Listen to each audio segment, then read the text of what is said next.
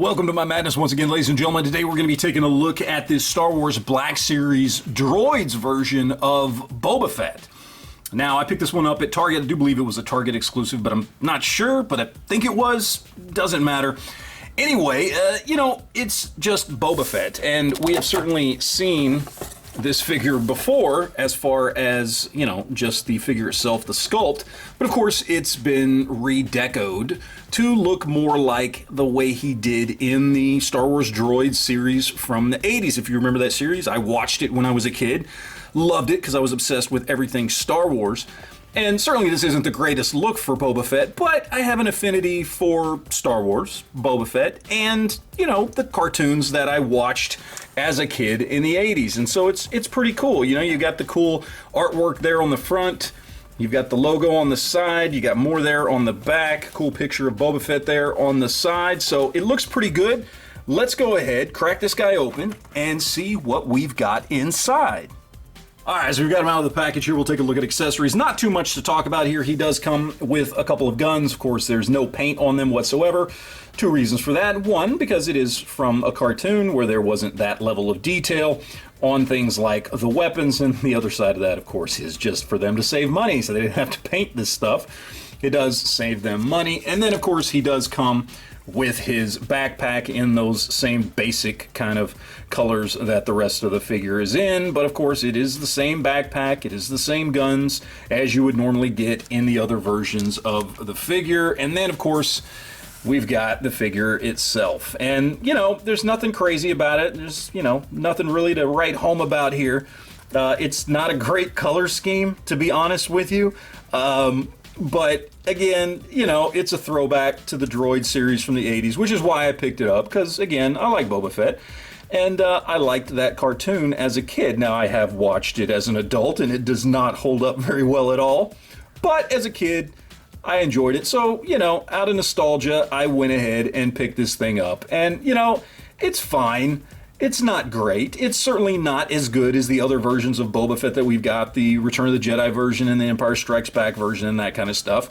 But it is a decent figure because it's the same figure. It just doesn't have as good of, detail on the paint job there. But it's not supposed to, so I get it. I mean, there's no need to really go into articulation, all that kind of stuff. This is the same figure we've gotten several times. We're due to get like a couple of more versions of this from Target as well that are coming pretty soon. So this is nothing new, but still, if you're a Boba Fett fan or a fan of the old show or whatever, might be worth picking up. And real quick, I do want to just kind of put it side by side with the other version of Boba Fett that I have here. I think this is the Return of the Jedi version, if I remember correctly. I don't remember, honestly. They're very, very similar. But either way, you can see here, exact same figure, same accessories, same everything. Just obviously the deco is different. So, it really comes down to how much do you like Boba Fett and or how much do you enjoy Droids as a series or did when you were a kid. I don't know. It is what it is. It's just reuse. It's just another money grab from Hasbro. To be quite honest, that's what it is. But, I picked it up, so I guess it worked, basically, is what I'm getting to. But again, you can see it is the exact same figure.